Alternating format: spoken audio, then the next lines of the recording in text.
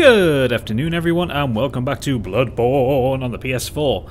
As usual, my name is Mike, otherwise known as the Gadget Addict, and you are joining me for another post-commentary boss fight. This time it is the first of the great old ones. It is Rom the Vacuous Spider. Now at this point I'm just summoning a little bit of help here, because I've died to this fucker far too many times. I think about 10 times at last count. Trust me, I am trying to do these solo, and I'm just failing miserably. The time before this one, I got him like down to like maybe a third health, and then I screwed up the timing on a move, and yeah. So when you come through the fog here, initially you'll have Master Willem on the side there. You can kill him quite happily, and you get I think it's the eye rune.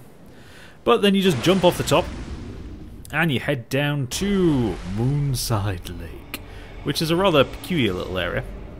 Now, if you're doing like me and you bring in a summon in, it takes a few seconds for them to drop in, literally. But this is a semi-puzzle boss fight. What you've got to deal with, you've got to deal with the minions first, and then take on Rom. Now, Rom has 3 phases. So we're in the first phase at the minute, and he's fairly docile. So the spiders, you want the Tonitrus or an electric attack, and to get to their side and whack them. The heads are incredibly resistant. I think, yeah, you see I'm hitting the head there, and it takes 3 hits to kill it.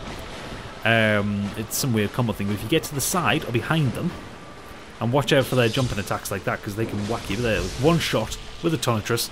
It's a +6 Tonitrus as well. But you just get by the side of them or get behind them, basically don't hit their head, and you'll do a fuck ton of damage to them.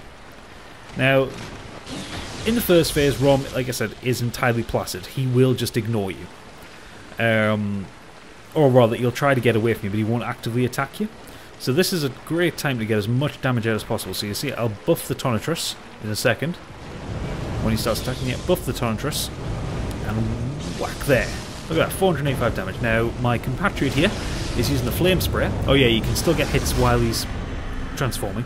My compatriot there was using the Flame Sprayer because he's very weak to fire. He's also very weak to bolt. So right, now, there you go. He beams into another side there, and he gets some more minions. And now this point, Rom will actually start getting aggressive. He has 3 attacks. He has an area of effect attack.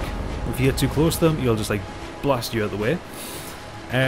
He has 2 ice bolt attacks, which one of them, if you're at a distance, will fall from the sky, and it's quite hard to avoid. And then there's that one, which comes up from the ground, which you can see quite obviously because the water starts to ripple and it goes a bit blue. There you see, I got quite in a little bit of a bad spot there. The spiders can stun lock you, so you want to take them on one at a time. Don't let them get behind you. And when they do that, you can get in for a quick one-hit kill, because with their arses exposed, it's very easy to kill them. In fact, like as before, it's a one hit. So yeah, so you basically, whenever Rom lifts his head up or lifts his tail up, just start moving. Don't bother with the spiders then. You've just got to keep getting out the way as quickly as possible. Now, compared to some boss fights in this game, this one's quite a long one because you've really got to deal with the minions first. Now, if you watch carefully here, yeah, he's going for the area of effect.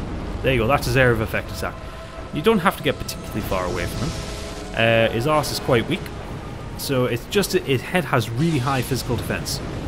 Oh yeah, he can also do that rolling thing when he's down to about this point in his health, and he'll just try and whack you.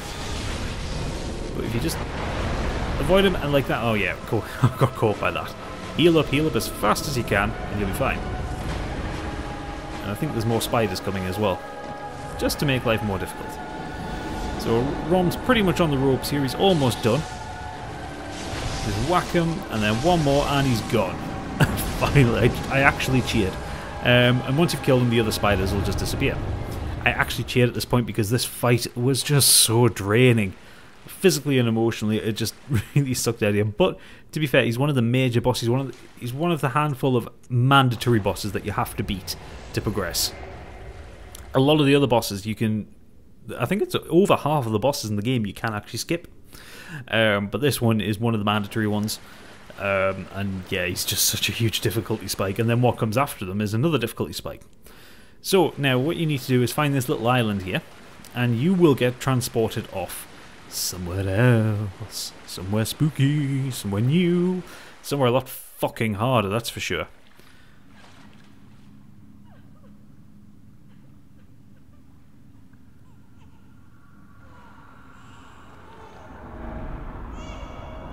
because we're now in the Blood Red Moon phase of the game.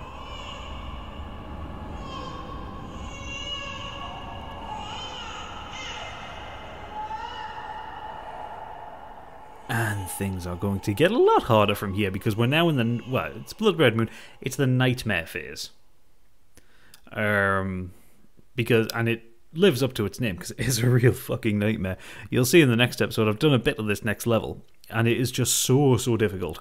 For a variety of reasons. It's not, well, I say it's so difficult, it's really challenging. New kinds of enemies, new kind of tactics involved as well. Everything's just, it gets turned on its head a bit. But we're going to appear in a second. And now we're recording getting to the next lamp in this first area. So I'll carry on with this in the post-commentary bit. But yeah, with ROM, the process of dealing with ROM is quite simple. The act of doing it is actually quite hard. So yeah, here we are. We're in the bottom of the Cathedral Ward. That up there is an amygdala. I looked on the wiki. Very Lovecraftian, wouldn't you think? All the tentacles and arms and that. But these things, there's a handful of them now, and they're now visible. These things, do you remember in Cathedral Ward, you had this little power ball that would try and suck you up?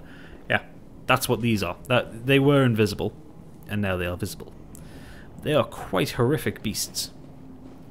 And, you know, a lot of people have been going on about how Lovecraftian this game is, and I think the amygdalas are pretty much... Yeah, there you see, there's that attack, and it's caused by them. Yeah, the amygdalas are the... They're about as Lovecraftian as it gets. So yeah, Yahar... Now, I can never pronounce it, but Yahargul Unseen Village. I think that's how you say it. I'll have to watch one of Epic Neighbours videos and work out what the proper pronunciation is. Now, if you had the Tonsil Stone, you could have gotten in here earlier, because there is a path here which leads... Well, it leads down from the Grand Cathedral. You can't actually get back up that way, so you have to go to the lamp. And I wasn't going to take on those enemies there. Although I have since done that. But anyway, get a lead elixir from that body. Or a lead elixir, depending on how you're going to say it. I think it's a lead elixir. Yeah, I thought that was a church giant. It's not, it's just one of the executioners. And they're actually, at this point in the game for me, they're quite easy to deal with. So, but yeah, it's time to go down into the Unseen Village. And get to that there lamp. And to be fair, I actually love the design of this level. It is very fucking difficult, but I do like the design. You have to learn to get good at your runs. I'll just say that. But you'll see that in the next episode. Right, so these guys, they're kind of berserk versions of the normal Yharnamites. You can see them, they've got red faces. They're a lot stronger. They've got about 700 health each. Which means they've got about the same amount of HP as me. Because my character, I think, has got just under 800. Yeah, you just work your way down here. I think there's an item down here to the right. There's another amygdala there, and there's another one across the way. You can hear the bell in the background at this point, I think. If you played Demon Souls, you'll remember that sound very well. From, Tower of Latria 1. And Tower of Latria 2, for that matter. Right, so here's the lamp. So I'm going to end this here. If you enjoyed this, please do make sure you leave a like and subscribe, and come back tomorrow for the next Bloodborne. For now, though, good night.